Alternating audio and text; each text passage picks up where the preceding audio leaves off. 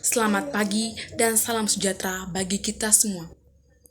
Terima kasih atas waktu dan kesempatan yang diberikan kepada saya. Saya atas nama Yuliana Pepiahtu dari kelas 10 IPS 1 akan mempresentasikan makalah yang saya buat yang bertema virus corona. Yang pertama, kata pengantar. Puji syukur kehadirat Allah yang Maha Kuasa yang telah memberikan rahmat dan hidayahnya, sehingga saya dapat menyelesaikan tugas makalah mengenai coronavirus 19 ini tepat pada waktunya. Adapun tujuan dari penulisan dari makalah ini adalah untuk memenuhi tugas Ibu Lucia Yasinta Meme pada bidang studi Bahasa Indonesia. Selain itu, makalah ini juga bertujuan untuk menambah wawasan tentang wabah penyakit coronavirus disease 19 bagi para pembaca dan juga bagi penulis.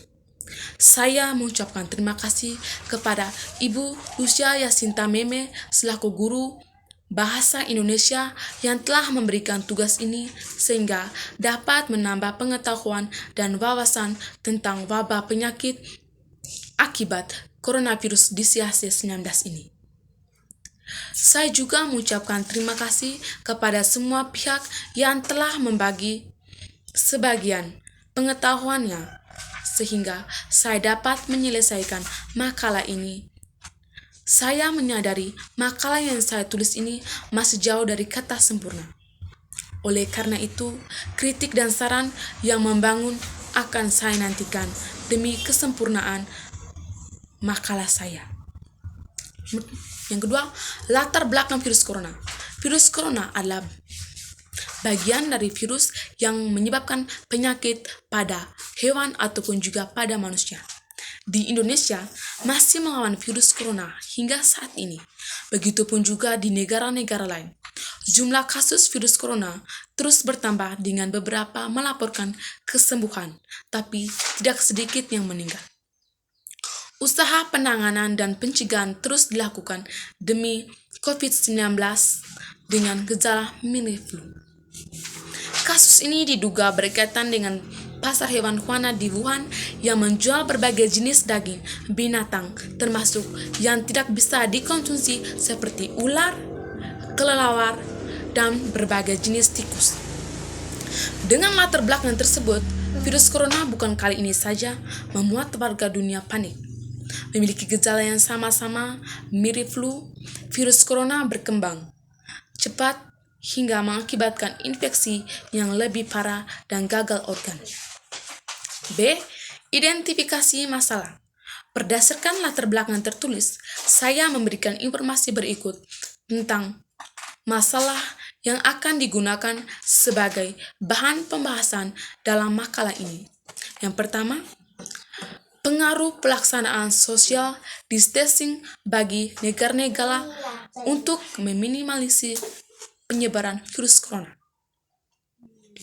Yang kedua, cepatnya penyebaran virus corona dari suatu negara ke negara lain. Yang ketiga, penderita yang mengalami infeksi virus corona akan mengalami komplikasi penyakit hingga kematian. C. Batasan masalah.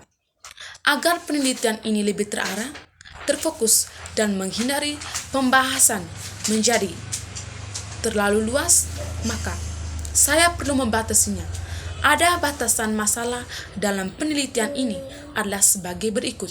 1. Beberapa jenis penyakit yang dapat mewabah dan menular ke manusia. 2.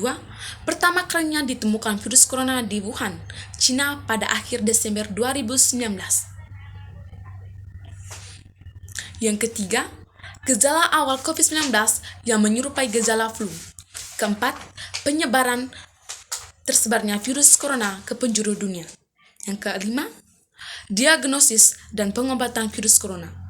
Yang keenam, beberapa komplikasi yang disebabkan oleh infeksi virus corona. Yang ketujuh, mencegah penyebaran virus corona bagi masyarakat yang sehat maupun orang dalam pengawasan ODP. D. Rumusan masalah. 1. Bagaimana proses penyebaran COVID-19 di Indonesia? 2. Mengapa COVID-19 menjadi wabah pandemi? 3. Dari mana awal mula persebaran COVID-19?